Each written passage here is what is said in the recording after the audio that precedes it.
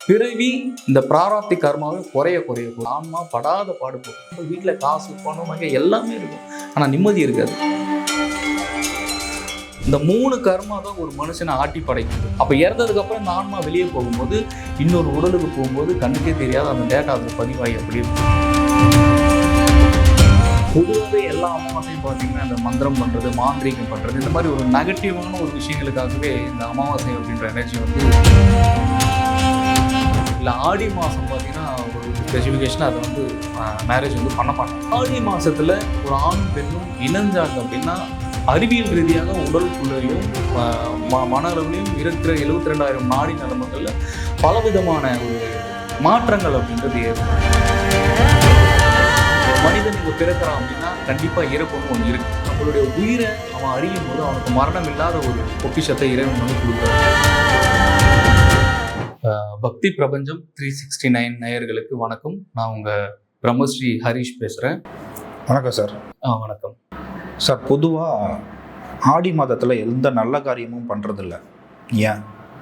குறிப்பாக ஆலய வழிபாடு, ஆன்மீக ரீதியான நிகழ்வுலாம் நடக்கும்போது திருமணம் மாதிரியான நல்ல காரியங்கள் பண்ணுறதில்ல. என்ன காரணம் சார்? இதுக்கு வந்து நீங்கள் அறிவியலாக பார்த்தாலும் ஆன்மீகமாக பார்த்தாலும் பல ரீசன்ஸ் இருக்குது. இந்த பொதுவாகவே எல்லா அமாவாசையும் பார்த்தீங்கன்னா இந்த மந்திரம் பண்ணுறது, மாந்திரீகம் பண்ணுறது, இந்த மாதிரி ஒரு நெகட்டிவான ஒரு விஷயங்களுக்காகவே இந்த அமாவாசை அப்படின்ற எனர்ஜி வந்து பயன்படுத்த ஆரம்பித்தாங்க நம்ம முன்னோர்கள் வந்து. ஆனால் குறிப்பாக பௌர்ணமி பார்த்தீங்கன்னா கோயில்களாக இருக்கட்டும், சித்தர்களாக இருக்கட்டும், ஜீவ சமாதிகளாக இருக்கட்டும், இதுக்கெல்லாம் அதிகமாக வந்து மக்களும் சரி சித்தர்களும் சரி இந்த புழக்கம் பண்ணுறது அதிகமாக இருக்கும். ஆனால் கம்ப்ளீட்லி பௌர்ணமிக்கு வந்து நேர் ஆப்போசிட் தான் வந்து இந்த அமாவாசை. ஏன்னா ஃபுல்லாக டார்க் இருள் அப்படின்றதுனால அந்த இருளாக இருக்கக்கூடிய நேரங்களில் நீங்கள் ஒரு சில நல்ல காரியங்களை செய்யும் போதோ இல்லை ஒரு நல்ல விஷயங்களை செய்யும் போதோ அது கை கூடாது அப்படின்றத வந்து முன்னோர்களுடைய ஒரு ஐதீகமாக இருந்துகிட்டு இருக்கு. ஆனால் இது அறிவியல் ரீதியாக பார்த்தீங்கன்னா இப்போ வருங்க ஒரு இல்லறமாக ஒரு ஆணும் பெண்ணும் திருமணம் பண்ணிக்கிறாங்கன்னா அந்த அமாவாசையோ இல்லை ஆடி மாதம் பார்த்தீங்கன்னா ஒரு ஸ்பெசிஃபிகேஷன் அதை வந்து மேரேஜ் வந்து பண்ண மாட்டாங்க.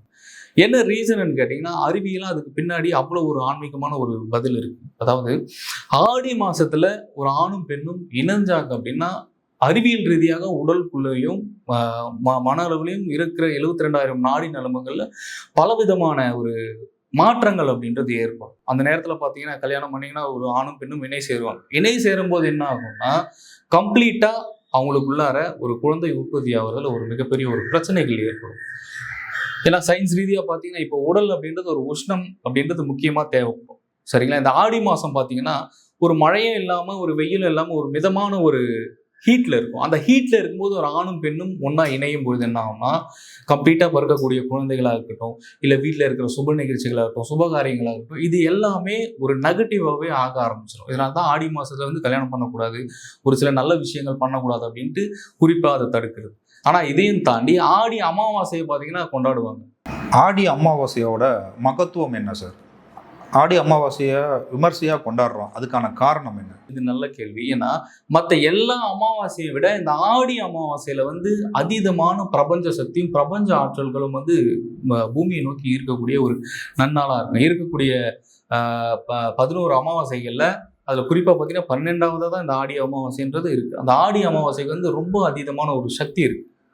அந்த சக்தி அப்போ நீங்கள் பார்த்தீங்கன்னா ஆடி பெருக்குன்னுவாங்க. இந்த வில்லேஜ்லாம் இந்த மாதிரி ஆடி அமாவாசை கொண்டாடுவாங்க ஒரு சில இடங்கள்ல. அந்த நேரத்தில் அந்த மாதிரி மற்ற எல்லா விஷயங்களுமாக இருக்குது. அதாவது ஒரு ஆணும் பெண்ணும் இணை சேர்றது, இந்த மாதிரி ஒரு விரதத்தை கடைப்பிடிச்சி அந்த ஆடி அமாவாசையில் இவங்க வந்து இறைவனை வழிபடும் போது ஒரு அதீதமான ஒரு சக்தி அப்படின்னு தேவைப்படும். அதாவது ஒரு ஹியூமனாக இருந்தாலும் எந்த விஷயமா இருந்தாலும் ப்ளஸ்ஸும் வேணும் மைனஸும் வேணும் இல்லை. கண்டிப்பாக ப்ளஸ்ஸே இருந்தால் மட்டும் லைஃப் நல்லா இருக்குமா? ஸோ அதனால தான் இருக்கிற எந்த அமாவாசையுமே நீங்கள் இறைவனை வழிபடுறதுனால ஸ்பெசிஃபிக்காக அந்த ஆடி அமாவாசை அன்னைக்கு ஒரு ஆற்றல் வந்து பூமியை நோக்கி வருது. அது நல்ல ஆற்றல். கருப்பாக இருந்தாலுமே ஒரு நல்ல ஆற்றல் அப்படின்றதால அன்னைக்கு ஒரு நாள் வந்து நம்ம முன்னோர்கள் கொண்டாடுற மாதிரி பண்ணி வச்சுட்டு போயிருக்காங்க. இப்போ ஆடி அமாவாசையில் முன்னோர்களை வழிபடுறதுக்கு ஒரு உகந்த அமாவாசை அப்படின்னு சொல்கிறாங்க. இப்போ மகாலய அமாவாசை அது மாதிரி நிறைய அமாவாசைகள் இருக்குல்ல. ஸோ அதெல்லாம் கம்பேர் பண்ணும்போது ஆடி அமாவாசை தான் முன்னோர்களை வழிபடுறதுக்கான ஒரு உகந்த அமாவாசைன்னு சொல்கிறாங்க. அதுக்கான காரணம் என்ன சார்? இது ஏன்னா ஒவ்வொரு ஆன்மாவுமே நீங்கள் பார்த்தீங்கன்னா இப்போ மாவலி அமாவாசை பார்த்தீங்கன்னா ஒவ்வொருத்தருமே அந்த ஆன்மாவுக்கு வந்து திதி கொடுப்போம். கரெக்டாக தான் நம்ம முன்னோர்கள் இருந்துட்டு. ஆனால் அதை விட ரொம்ப முக்கியமானது இந்த ஆடி அமாவாசைன்னு சொல்கிறோம்.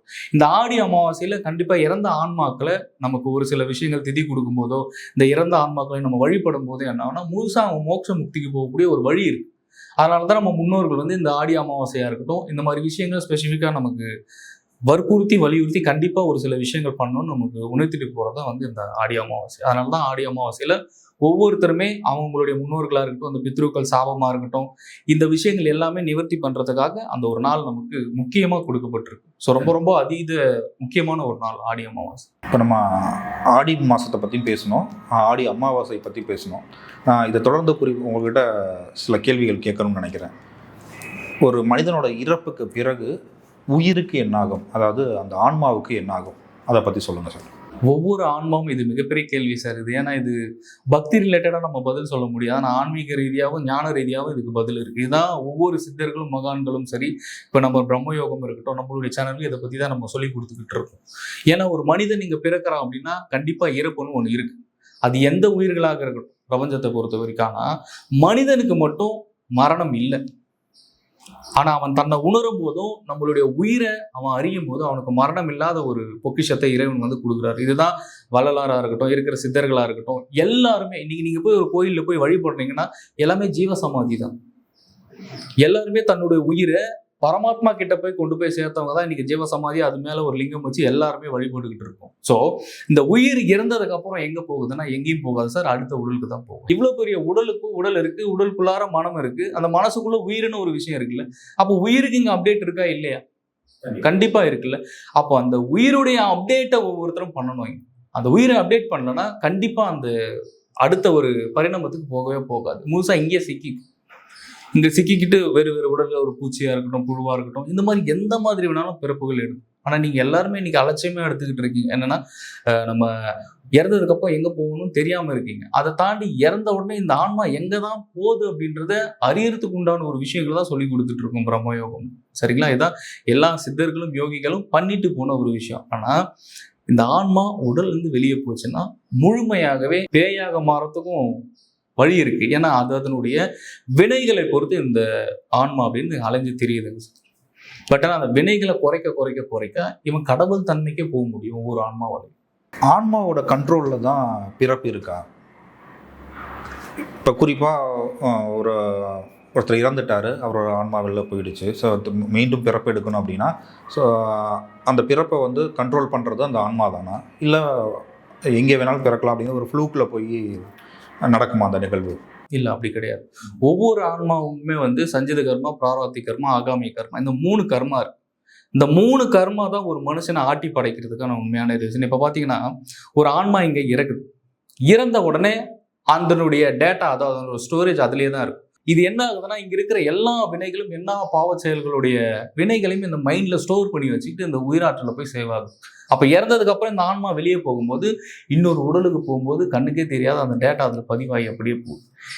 இதுதான் கண்டிப்பாக டிரான்ஸ்ஃபர் ஆகும் சார். இதுதான் மாணிக்க வாசகர் சொல்றாரு, புல்லாகி பூடாய் புழுவாய் மரமாகி பல்விருகமாய் பறவையாய் பாம்பாகி கல்லாய் மனிதராய் பேயாய் கணங்களாய் வல்லசுரராய் இச்செல்லாய் தாவர சங்கமத்துள்ளும் பிறப்பெடுத்திழந்தேன் எம்பெருமான்மையே அவர் பொன்பாதம் கண்டு நான் வீடுற்றேன் என்றார். உங்களுக்கு புரியுதுங்களா? ஒரு உயிர் எவ்வளவு அப்டேட் ஆகுதுன்னு பாருங்க, எவ்வளவு அழகா சொல்லியிருக்காரு பாருங்க. இதெல்லாம் ஒவ்வொரு மனிதனும் அறிஞ்சுக்கணும். முடிஞ்ச அளவுக்கு தன்னுடைய பிறவி கர்மாவையும் தன்னுடைய பிறவி இந்த பிராராப்தி கர்மாவையும் குறைய குறைய குறைய அவனோட லைஃப்ன்றது இங்கே மாற ஆரம்பிக்கும். இல்லைன்னா அந்த ஆன்மா படாத பாடுபடும். ஃபார் எக்ஸாம்பிள் வீட்டில் காசு பணம் நகை எல்லாமே இருக்கும், ஆனால் நிம்மதி இருக்காது. லட்சக்கணக்கில் கோடி கணக்காக வச்சுட்டு இருக்கவங்களாம் இருக்காங்க. ஆனால் ஒரு மனுஷனுக்கு நிம்மதி இருக்கா அப்படின்னா அந்த நிம்மதி இல்லை. அப்போ காசு இருக்கிறவனுக்கு நிம்மதி இல்லை. அப்போ காசு இல்லாதவனு காசு இருந்தால் நிம்மதியாக இருக்கும் அப்படின்ற ஒரு ஏக்கம் தான். கண்டிப்பாக தானே? அப்போ இந்த 2 பேருக்குமே இடையில ஒரு விஷயம் இருக்குல்ல, அந்த இடையில இருக்கிறது தான் கர்மாங்கிறது. அதை குறைக்கிறதுக்கு உண்டான வழியை ஒவ்வொருத்தரும் கொஞ்சம் அறிஞ்சு இந்த சித்தர்களுடைய யோக கலைகளாக இருக்கட்டும் ஒரு சில விஷயங்கள் நம்ம பண்ணும்போது அதுலேருந்து விடுபட முடியும். ஆசபாசம் நிறைந்த ஒரு ஆன்மான்னு வச்சுங்களேன், ஒரு மனிதர் அவர் இறந்துட்டார், அதே குடும்பத்தில் திரும்ப பிறக்கணும்னு அவர் ஆசைப்படுறாரு அப்படின்னா அதுக்கு சாத்தியம் இருக்கா? அதே குடும்பத்தில் திரும்ப பிறப்படுகிறதுக்கான ஒரு உரிமையோ இல்லை அதுக்கான ஒரு சில விஷயங்களோ வந்து அந்த ஆன்மாவால் செய்ய முடியுமா? அதே குடும்பத்தில் பிறக்க முடியுமா? இல்லை, நிச்சயமா அது வினைகளை பொறுத்துதான்ட்டுனே.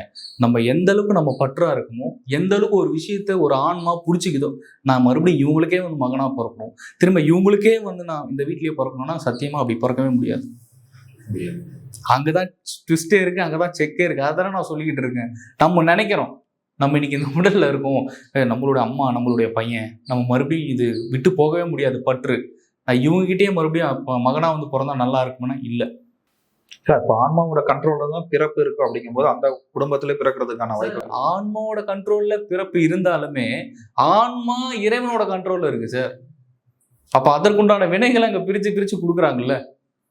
எந்த ஒரு விஷயம் சார், சிம்பிள், எந்த ஒரு விஷயத்த நீங்க ஆணித்தனமா பிடிக்கிறீங்களோ, ரொம்ப டீப்பா உங்களுடைய மைண்ட் கேட்ச் பண்ணதோ, அங்கதான் சார் உங்களுக்கு வெடிகுண்டே வச்சிருக்கு அந்த கர்மா. இந்த உடலுக்குள்ள இருக்கிறது பெயின் கிடையாது, இதுக்கு அப்புறமா ஒரு பெயின் வரும். அந்த பெயின் உங்களுக்கு வேணான்னு சொல்றோம். அப்ப அந்த பெயின் வேணான்னா இருக்கும் போதே, இந்த உடல்ல இருக்கும்போது இறைவனை அறிஞ்சு உங்களுக்குள்ள இருக்கிற உள்ளொலியை பிரயாணப்பட பாருங்க. உள்ளொலி, அந்த உள்ளொலியை கேட்ச் பண்ணி முதல்ல நீங்க இங்க இருக்கிற கர்மாக்களை முதல்ல கரைங்க. அதுவே மிகப்பெரிய டாஸ்க்,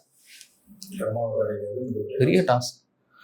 சரி, எதுக்கு கோயிலுக்கு போறாங்க, எதுக்கு ஜீவசமாதி போறாங்க? எதனா ஒரு காரணம் சொல்லுங்க, கரெக்டா ஒரு காரணம் சொல்லுங்க. சரி, நிம்மதியை தேட போறீங்க. சரி, அப்ப வீட்டுக்கு வந்தோடனே ஏன் நிம்மதி போகுது?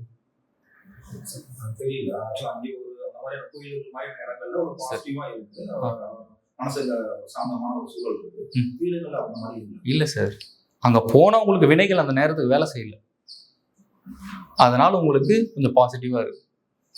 திருப்பி இங்க வந்தீங்கன்னா வினைகள் ஆரம்பிச்சிருது, அப்போ நீங்க நெகட்டிவ் ஆயிடுறீங்க. சார், இதுக்கு பின்னாடி பெரிய சயின்ஸ் இருக்கு சார். இப்போ ஒரு வாழ்க்கையில ஒரு பாதி பகுதி கோயில்ல இருக்கிற ஆட்களும் இருக்காங்க. ஸோ அவங்களுக்கு வந்து அப்புறம் கோயில்ல இருக்கும்போது வினைகள் வேலை செய்யாது. கண்டிப்பா வேலை செய்யாது சார், கண்டிப்பா வேலை செய்யாது. ஏன்னு கேளுங்க. ஆனா அங்கேயும் போயிட்டு ஆசைகள், பற்றுகள், மாயைகள் தான் அதுக்கு இறைவன் பொறுப்பு கிடையாது. ஒரு மனுஷன் அங்க போறான்னா உன்னுடைய நோக்கம் என்னன்றதுல தெளிவா இருக்கும். கோயிலுக்கு போறோம்னா நான் எதுக்காக இங்க வந்திருக்கேன், இந்த ஒரு விஷயம் எனக்கு கிடைக்கல, இந்த ஒரு விஷயத்துல நான் ரொம்ப ஸ்ட்ரகிளா இருக்கு அப்படின்னும் போது அங்க முறையிட தான் நீங்க போறீங்க. ஒரு மனுஷனுக்கு எக்ஸ்ட்ரீமா அந்த மனசுல நிம்மதி வந்துருச்சுன்னா அவன் என்ன வேணா சாதிச்சிடலாம் சார். அதை கொடுக்க இறைவன் தயாரா தான் இருக்காரு. ஆனா மனிதன் தான் சார் தயாரா இல்லை. இவன் தயாராயிட்டானா இவனுக்கு உண்டானது எல்லாமே பிரபஞ்சம் கொடுக்கறதுக்கு ரெடியா இருக்கு. எல்லாமே இறைவனோட கண்ட்ரோல்ல இருக்கும்போது மனிதனை அந்த மாதிரியான ஒரு பாசிட்டிவான ஒரு சூழலுக்கு வந்து டிராவல் பண்ண வைக்கிறதும் இறைவனால முடியும் இல்லை? கண்டிப்பா முடியும் சார். அப்புறம் மனிதன் கையில இருக்கு அப்படிங்கும்போது இறைவனே அதை செஞ்சிடலாம்ன்ற. யார் மனிதனுக்கு பாசிட்டிவ் கொடுக்கறதா சார்? அவர் ரெடியா தான் சார் இருக்காரு. மனுஷன் தான் சார் ஆசைகள்ல பற்றுகளை சிக்கி இருக்கான். ஆசை பற்று சிக்காம அவர் நல்வழிப்படுத்துறது இறைவனே பண்ணிடலாமே. இல்ல, அதுதான் படித்துட்டே இருக்காரு. அடி வாங்குறீங்களே, மிதி வாங்குறீங்களே, அழுகுறீங்களே, இதுக்கு மேல இறைவன் என்ன பண்ண முடியும்? நேரடியா எனக்கு சார் பனிஷ்மெண்ட் கிடையாது சார். இப்போ ஒரு விஷயத்த நீங்க பண்றீங்க அப்படின்னா உங்களுக்கு அந்த இடத்துல ஒரு அனுபவம் கிடைக்கும். ஸோ இறைவன் வந்து ஒவ்வொருத்தருக்கும் ஒவ்வொரு கணமும் ஒவ்வொரு நொடியும் அவர் வந்து அனுபவத்தை கொடுத்துட்டு தான் இருக்காரு.